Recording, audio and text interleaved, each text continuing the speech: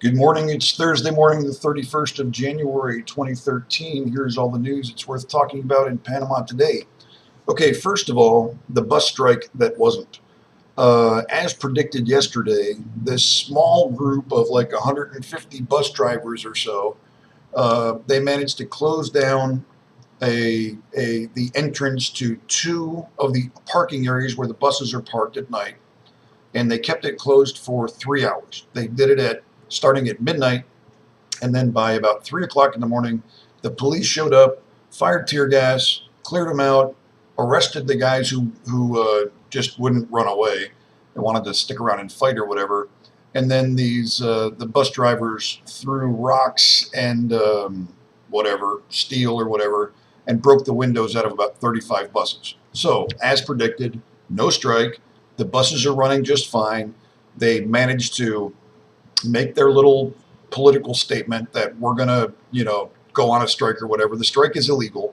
They were blown out of there by the riot control police, and then they did some vandalism and broke the windows out of 35 buses. These people are thugs. They do not represent. They're 150 or so max. They do not represent the more than 3,000 Metro bus drivers. And if you need any more evidence, right now the Metro buses are rolling around the city just fine. They went out and did interviews with the users of the bus service, and they said, you know what, service is pretty much normal today, and there's no big deal. So these idiots will end up being fired, and it's actually probably a good thing to get rid of these kinds of troublemakers very early on. They've got a sign here, $800 or nothing. Well, they're insisting on, we want more money. Well, no, that ain't going to happen. Have a nice day. Goodbye. Okay, so anyway, no bus strike, as predicted. In the Panama America, there was another one of these small little 4.4 earthquakes on the Richter scale located at Puerto Armuelles last night at 10 p.m. Here in Panama, it's actually good news when these little earthquakes occur. There's a very active zone up there near the Costa Rican border with Panama. And it's good when you see 4 point whatever, because it's just a little movement, and that movement is not getting locked up. So if it needs to move, it moves. It releases the stress and the tension, and you don't get a big one. The one that you want to worry about is the one where it locks up and then it goes off every 500 years with a 9.2 or something like that. Those are the ones that'll really ruin your day. But these little ones are like, oh, it's no big deal. Happens all the time. They are common in Panama. Okay, here in the Critica, who was this that made this bust? It's probably gonna be it's the anti-drug prosecutor that's talking about it, but it's probably going to be the Senafront. I think they're trying to get themselves out of the press. But anyway, they busted 9 people, and they were carrying what they call 14 sacks. They have these improvised sacks that are bundles, 20 kilos of cocaine wrapped up in a man carryable bundle, and they have they made like a backpack, so it's enough weight that it's what one man can carry going through the jungle. They busted 14 of these sacks, and they arrested 9 men. This all occurred down in the Darien, in the area of La Palmira.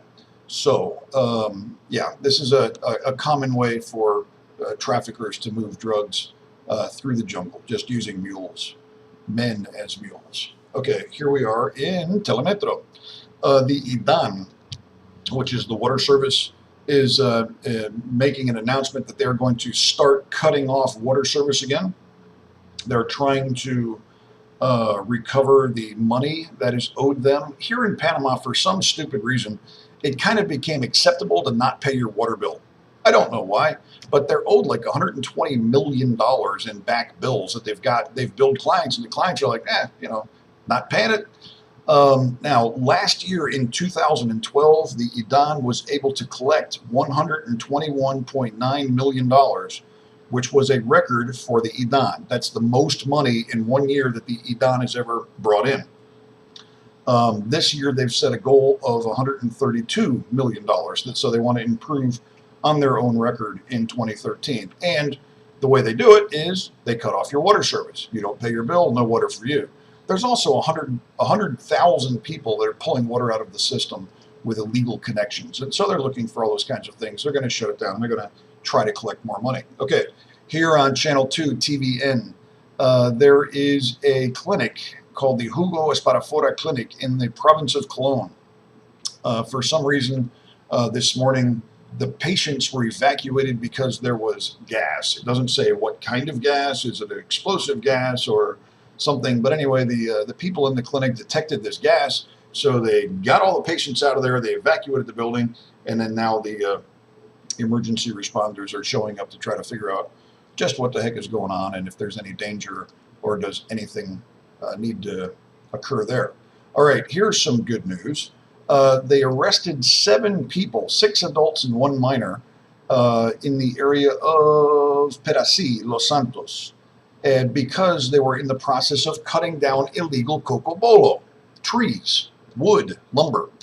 The cocobolo tree, it grows naturally in Panama. However, there have been resolutions issued by the environmental authority saying that you can't cut it down or export it. So if anybody has cocobolo in Panama, it's illegal. You need to get basically a specific permit for every tree in order to cut it down, export it. They got to know what you're doing and that the source of the cocobolo is legal and approved and authorized. And if you're just driving down the road with cocobolo, it's illegal, all right, unless you got the permits to back it up. So anyway, these guys were busted out there in the woods, cutting down cocobolo and moving it to the road so that it can be loaded up on trucks. So anyway, 6 guys, 1 child now under arrest for illegal cocobolo. Okay, and here we go in Mi Diario, over in Palmas Bay, as in Cologne. They have a bridge that was, they call it a Bailey Bridge, that was being installed across the Rio Lagarto. Now, there was a cement bridge there that I guess during some recent flooding, the footing washed out, so the bridge kind of collapsed. So I mean, people can walk across it, but I don't believe it's open for vehicular traffic. And they were in the process of installing a new, what they call a Bailey Bridge. It's not really a Bailey Bridge, but it's just a kind of a quickly fabricated bridge made out of steel beams. And they were going to install that. And then while they were installing it, it collapsed. So here you've got now, 2 bridges, both of them in the river. And the Ministry of Public Works, they had the interview with the guy yesterday. It's kind of like, oh, well, bridge fell in the water and we're going to fix it. Just whatever. Anyway, so they're in the process of fixing that. Okay, there you go. That's it. I'm done. I'm out. Today is Thursday, the 31st of January, 2013. As always, thanks for watching and have a great day. Bye.